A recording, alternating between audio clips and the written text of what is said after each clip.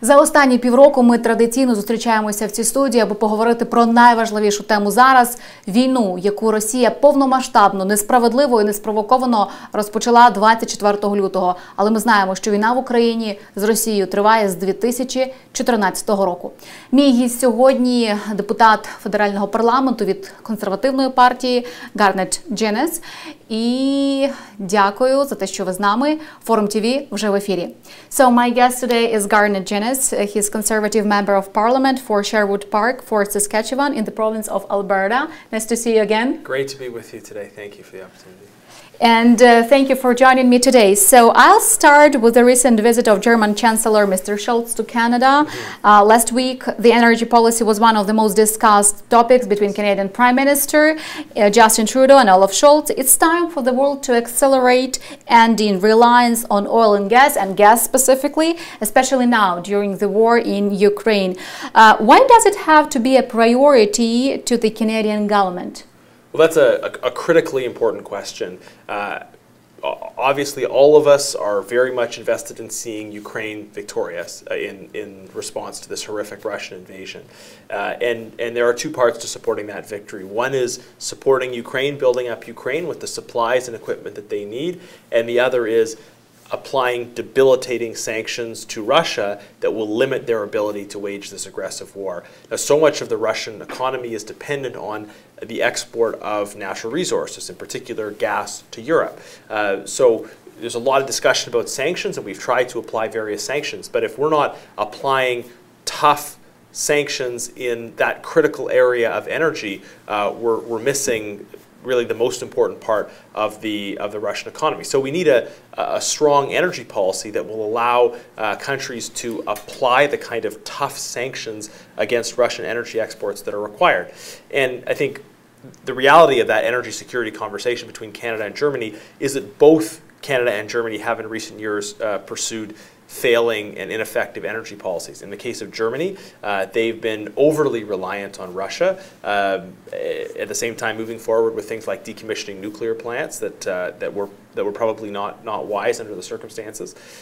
Canada has really failed to step up to supply energy to the world. We have a unique role to play. Many of the world's democracies are geographically small, densely populated places that need to import their energy resources. But Canada is more sparsely populated, blessed with many natural resources, and part of the democratic world. We can play a critical contribution in helping our partners in Europe, also in the Asia-Pacific region, reduce their dependency on insecure, autocratic sources of natural resources. So this is especially important that Canada and Germany reverse failed energy policies and work together to make Canada and other democracies where possible, the United States, suppliers of energy to democratic partners that allow us to be secure, energy independent, and apply those sanctions that we need to apply to Russia.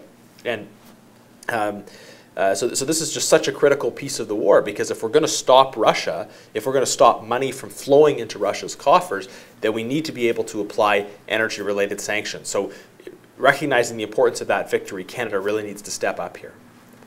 Foreign Affairs Minister Melanie Joly says Canada still plans to return 5 turbines used in Russian natural gas pipeline, despite the fact that the company operating the pipeline refused to accept 1 turbine that has been returned to Germany already. And earlier in July, the government granted an exemption from the sanctions to allow 6 turbines to undergo some maintenance in Montreal before shipping them back to Germany. The turbines would be handed over to the Russian state-owned company Gazprom, which operate the Nord Stream 1 pipeline that provide Germany and other European countries with natural gas. This decision was criticized by the Ukrainian President Zelensky, and some leaders of the Ukrainian diaspora here in Canada called it a slap on the face of Ukrainian people. But the Prime Minister said it was a very difficult but right decision. Did it? The conservative belief, my personal belief, is that this was the wrong decision. The government of Canada is rhetorically saying they support Ukraine, and of course under the circumstances. Everybody wants to say they support Ukraine, but it's important for people to push their politicians to actually follow through with that support. And in this case, the government clearly failed to follow through. They created a waiver exempting material from sanctions, sending back material that would facilitate the continuing export of Russian gas to Europe. And going back to our energy sector, energy security conversation, recognizing the importance of that, why would we, instead of stepping up to sell our own energy to Europe, why would we be facilitating the sale of Russian energy to Europe? It just doesn't make any sense. It's not consistent with our values or our interests. It's not supportive of Ukraine, and Ukrainian leaders have been unanimous in saying that. Now, why did the government do this? Why did they pursue this policy? Well, they've actually given multiple different and conflicting explanations for this policy. At first, they said it was necessary to get gas to Germany. I think Germany had other alternatives. They could, for instance, decide not to decommission the nuclear plants that are planned for decommissioning this year. They could. There's various other strategies they could pursue. But in any event, since the first turbine's been returned, it hasn't been used, and Russia hasn't increased the flow. So this was clearly not about increasing the flow of gas. It was about Russia trying to pressure and test the resolve of the West to say, can we bully Canada and Germany into creating waivers on sanctions? And unfortunately, Canada gave in to that Russian pressure. So they said it was about supplying gas. It clearly wasn't, because the turbine is not even being used. Then they said it was about calling Putin's bluff. Well, they weren't calling his bluff. They were giving in. But then we got a third explanation, which was about the money, it was about the money. The third explanation was in court filings. Exactly, they said, well, this is about, there's inflation, there's jobs issues, and we want to this maintenance work happening in Canada. And it's important to just notice that the Siemens facility where this work is happening, it's in Montreal. It's relatively close to Melanie Joly, the Foreign Affairs Minister's own riding. So despite high talk about supporting Ukraine, the minister granted a waiver that essentially had the effect of minimizing the bite of those sanctions within her own area, an area close to where she represents. And my message would just be, this is a critical moment for the cause of freedom in the world. Sanctions are going to involve some level of sacrifice, and we all have to step up and say, no quarter, no waivers. We have to stand our ground. Ukrainians are on the front lines fighting and dying. The least that we can do is be willing to accept the impact that sanctions are going to have. When you apply sanctions, they have a cost, right? They have a cost on both sides.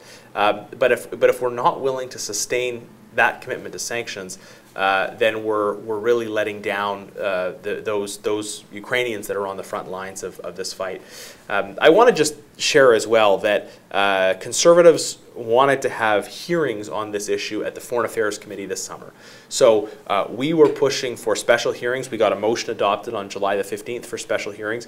We had one day on which hearings took place, with very limited time. We heard from the Ukrainian Canadian Congress, for example, the leading. And you mentioned it was for about an hour and a half. No, only half an hour. Half an hour. In the middle of the war and this critical issue, the committee said they wanted to hear from the Ukrainian Canadian Congress, and then the chair only scheduled them for half an hour. And since August 4th, it's been almost a month, and we've been asking and asking. The chair the Liberal chair has refused to bring the committee back. So not only did they make this terrible decision, offer contrary explanations about it, but they have not allowed the Foreign Affairs Committee to do its work and get to the bottom of this. So we're gonna keep fighting on this, but I want people to hold their politicians accountable to, everyone wants to go to the rallies and wave the flags and say they support Ukraine, but where are they when it comes to critical issues like this, where the rubber hits the road, in terms of actually applying consistently the sanctions that are going to concretely deprive Russia of the resources they need to wage this war? That's what really supporting Ukraine is all about. Since February 2022, Canada has committed or delivered $626 million in military aid. This amount includes the complete allocation of $500 million in military support for Ukraine announced in Budget 2022. The Canadian Armed Forces is also assisting with the delivery of aid within Europe and transported over 3.5 million pounds of military donations. Operation Unifier was expanded and extended until March 2025. As of June this year, Canada has committed $320 million in humanitarian assistance to respond to the needs of people affected by the situation. I also have to mention that Canada has offered up to $620 million in loans to enhance Ukraine's economic resilience in the midst of Russian aggression, and $500 million has already been provided.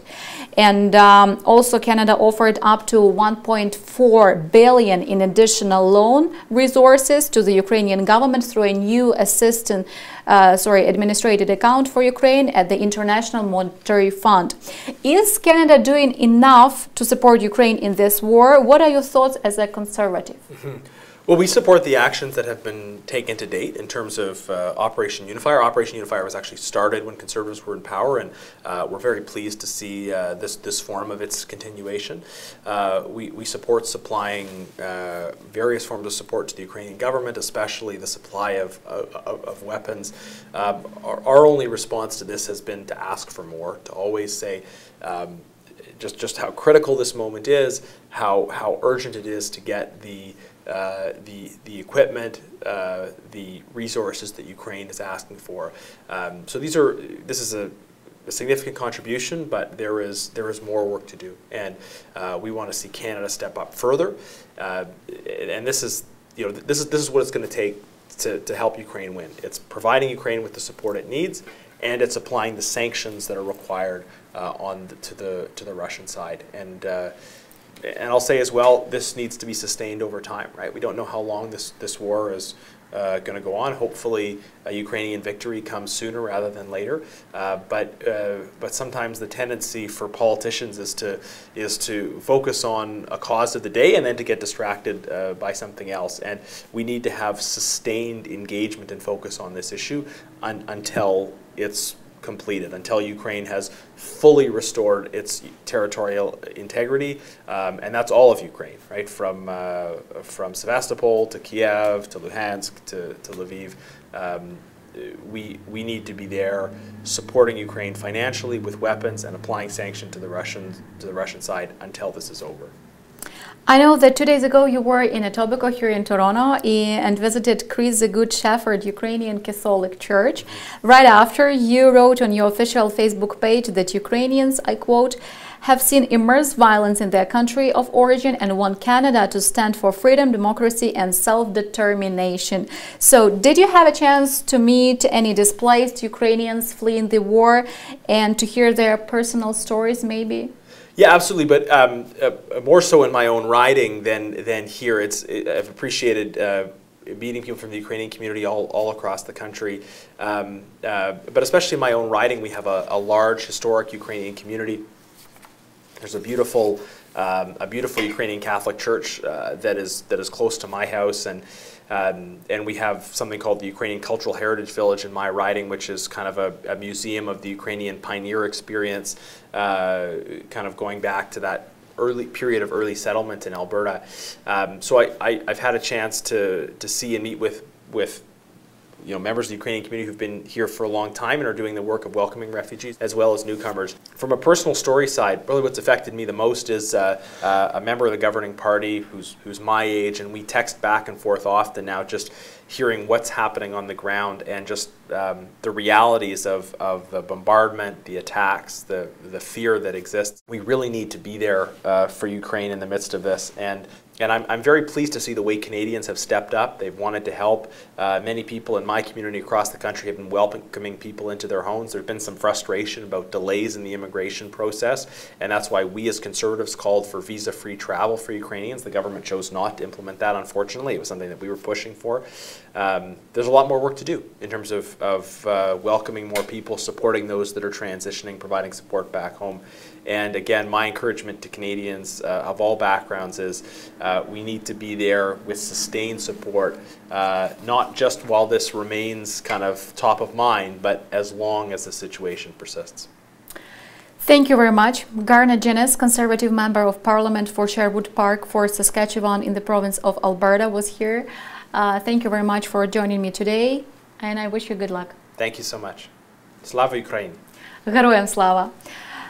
Дякую, що були з нами. Форум ТВ продовжує тримати вас в курсі усіх новин із української громади тут в Канаді. Будьте з нами, будьте на зв'язку.